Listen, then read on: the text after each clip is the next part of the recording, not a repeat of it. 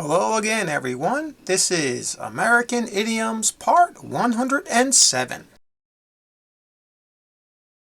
This is Part 107 in my American Idiom series, and like the others, I'll present 5 idioms to you numbered 531 to 535. But first, I'll give you a chance to guess their meanings. Then I'll give you the answers along with an additional example for each new idiom. I also recommend that you pause the video at each question to give yourself some extra time to think of the answers. So, are you ready?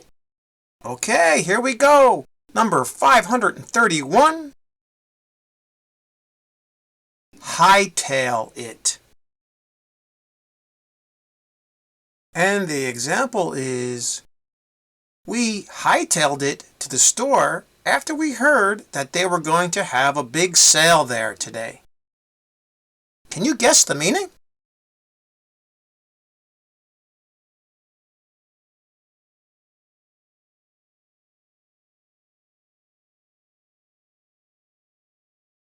And the answer here is B, to go as fast as possible, especially in leaving.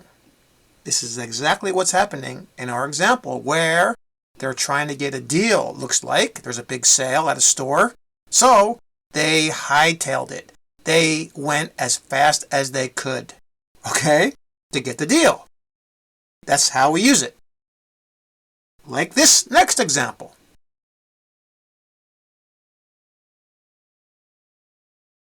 I got up late this morning and had to hightail it to the airport to make my flight to Japan, and I just made it in time.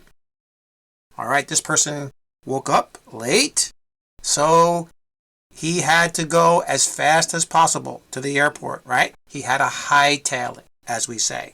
That's what it means. Okay, and now for number 532. To stay put.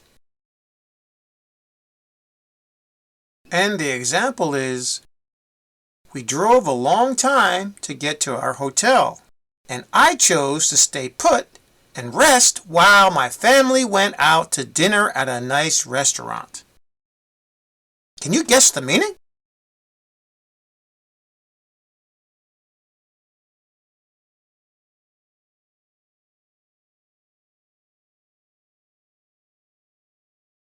And the answer here is C, to not move or leave. That's what it means if you stay put. Like our example, the person was very tired after their long drive to the hotel. He chose to stay put, to not leave, while his family went out to eat. Okay, so he stayed put, as we say. He didn't leave or didn't move. Here's another example.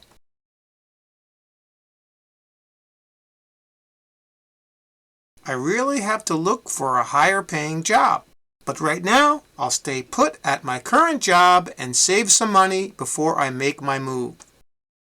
All right, this person is not going to move from their old job, right? He's going to stay there, save money.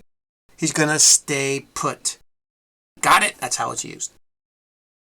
And now, number 533.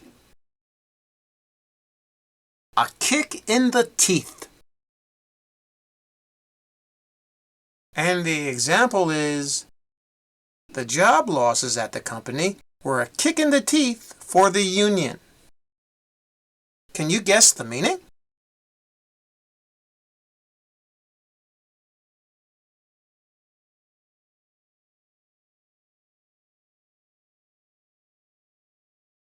And the answer here is A, a grave setback or disappointment. Okay, this is a very, very strong disappointment. Like being kicked in the teeth. I think that would hurt pretty much, right? In the example, they're talking about how there's many job losses at this company.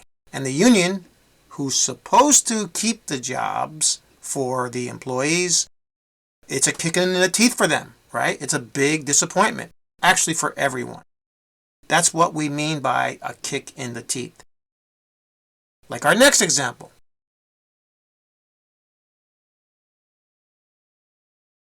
She worked very hard to get a high-level position at her company, and it was a kick in the teeth for her when they laid her off last week.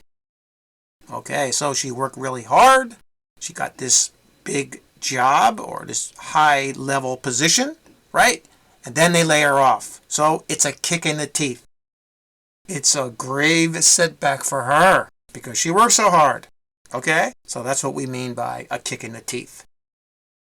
And now for number 534. On one's watch. And the example is, she is totally responsible for this calamity because it happened on her watch. Can you guess the meaning?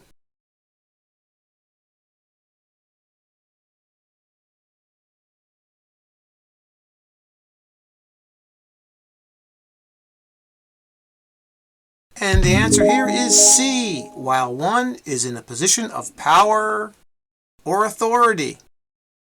Okay, so if it's on one's watch or it's on your watch, we say, it means that while you were in charge of something, okay, while you were in this position of power or authority. Like in our example, there was a calamity, something bad happened, and because this woman was in charge, it happened on her watch, so it's her responsibility. Okay? Here's another example.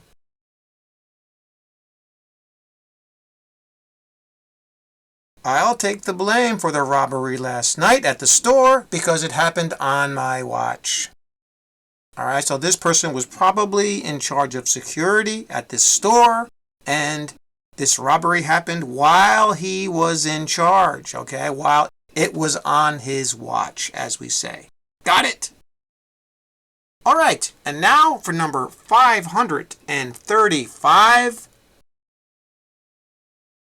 Come to blows. And the example is, the two children nearly came to blows over who would play with the new toy first. Can you guess the meaning?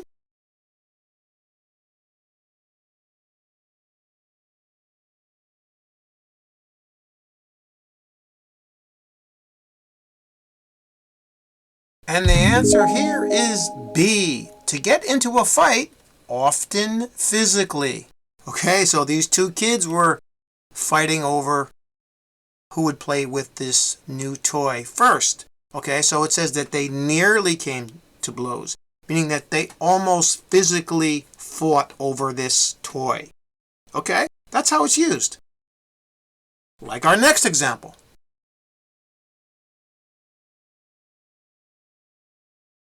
The meeting was very stressful last night, mostly because two of the managers almost came to blows over some of the issues that were discussed.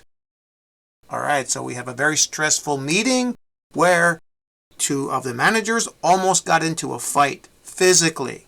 Again, almost. So they didn't come to blows, but they almost did. Okay? That's what it means. That's all for this video. Thanks again for subscribing, and please like and share the video to support the channel. And remember what I always say, keep practicing. See you next time.